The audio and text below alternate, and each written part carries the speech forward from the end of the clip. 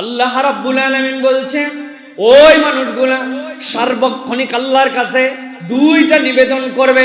আয় রব্বুল আলামিন ওয়াল্লাযীনা ইয়াকুলুনা রব্বানা হাব লানা মিন আজওয়াজিনা ওয়া যুররিয়াতিনা, আয় রব, আমাদের স্ত্রী, আমাদের পরিবার আর আমাদের সন্তানগুলোকে আপনি মেহেরবানি করে বানায় দেন হাবলি, আমার জন্য একটা দান করেন। আয় রব্বুল আমিন, আপনি আমার প্রতি অনুগ্রহ করেন। কি করবেন?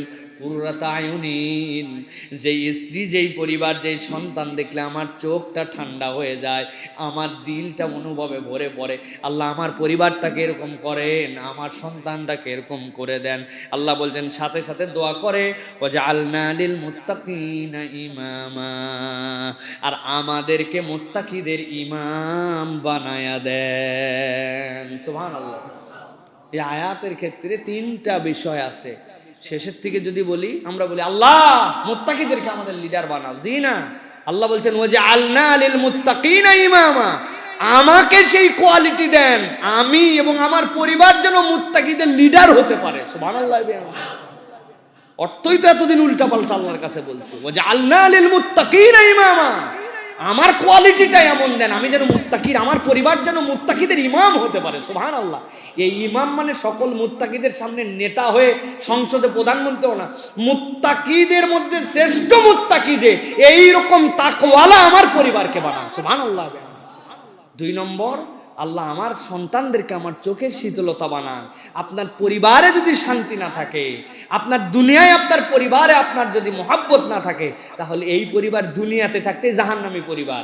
জাহান্নামে যাওয়া তো অনেক দূরে। দুনিয়ার মানুষ যে বলে বেড়ায় যে ভাই পরিবারে জাহান্নাম চলতেছে, এটা ওয়ান কাইন্ড অফ সত্য কথা, ঠিক কিনা ভাই? আপনার বউ আপনার কথা শোনে না, আপনি আপনার বউয়ের কথা শোনেন না, দুইজনের মধ্যে কোনো মিল নাই, বাচ্চা কাছে এদিক ওদিক চলে গেছে, কত অশান্তি। সারা দিন আমাদের কাছে এই ফোন আর এই হিসাব মিলাতে মিলাতে আমাদের অবস্থা খারাপ। আমরা ফোন ধরে আর কুল করতে পারি না। 2টা আইটেম কেবল, স্বামী স্ত্রীর মধ্যে গন্ডগোল, সন্তান কথা শোনে না। যা ফোন আসে এর 80% আসে মাহফিলের, আর বাকি 20% আসে এই গন্ডগোল মিটানি। বিশ্বাস হয় আপনাদের প্রিয় ভাইয়েরা? জায়গা আর পাই নাই।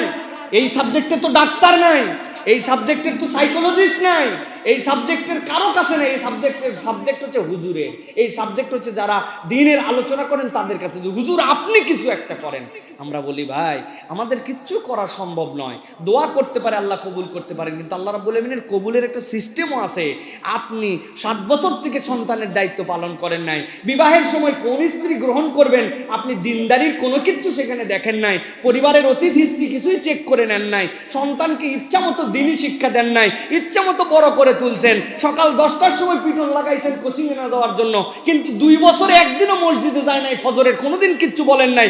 ওই সন্তান এসএসসি পাস করার পর আপনার কথা শুনলেই তো বেশি, না শুনলেই স্বাভাবিক। আজহারি ভাই বলেন মাঝে মাঝে, ওই যে কাঁচা কঞ্চি ইচ্ছা মতো ভাঁজ করা যায়, আর বাঁশ যদি পেকে যায় আর ওইটাকে সাইজ করা যায় না। আজহারি ভাইয়ের বয়ান শুনছেন? সন্তানদের উপরে উনি এই কথা প্রায় বলে। অতএব এইটা যখন নরম আছে, সফট আছে, এটাকে মানুষ বানান। আল্লাহ বলছেন এই জন্য আল্লাহর কাছে দোয়া করো, আল্লাযীনা ইয়াকুলুনা রব্বানা। এটা উল্টায় যাবে, আল্লাহ জানেন যে এইটা বকে যাবে।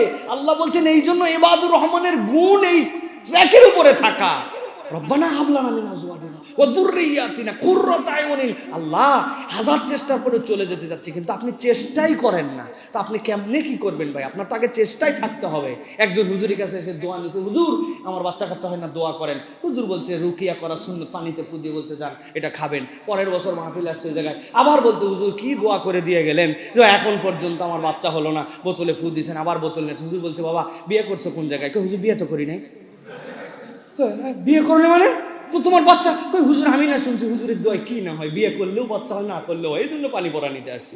তো এখন আপনি প্রক্রিয়ার মধ্যেই ঢোকেন নাই, আপনি খালি দোয়া করছেন রব্বানা হাব লানা মিন, আল্লাহ তুমি আমার সন্তান সন্ততিকে চক্ষু শীতলতা বানায় দাও। পরিবারে ইসলাম নাই, দিন নাই, বউরে দিন পালন করেন না, নিজে দিন পালন করেন না, নিজে নামাজ পড়েন না, কালাম পড়েন না, সৎ পথে চলেন না। সন্তানরা বলছেন যা মোড়ের দোকান থেকে একটা বিড়ি নিয়ে আইতো, ও যাওয়ার পরে আপনার জন্য বেনসন নিয়ে এসে দিছে। আপনি তারপরে কোনো একদিন ওই সন্তানকে বিড়ি খেতে দেখে বকা দিয়েছেন, আমার বাড়িতে তাকে তুই বিড়ি খাস মোড়ের উপর দাঁড়ায়। আপনার ছেলে তো গাঁজা খাওয়া উচিত।